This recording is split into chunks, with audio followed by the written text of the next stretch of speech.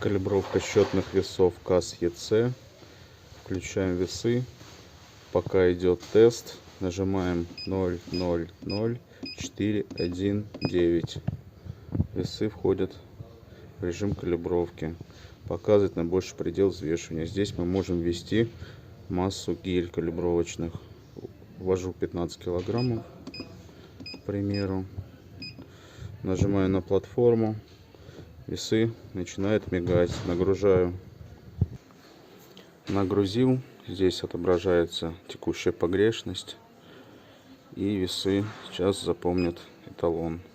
Все, калибровка произошла.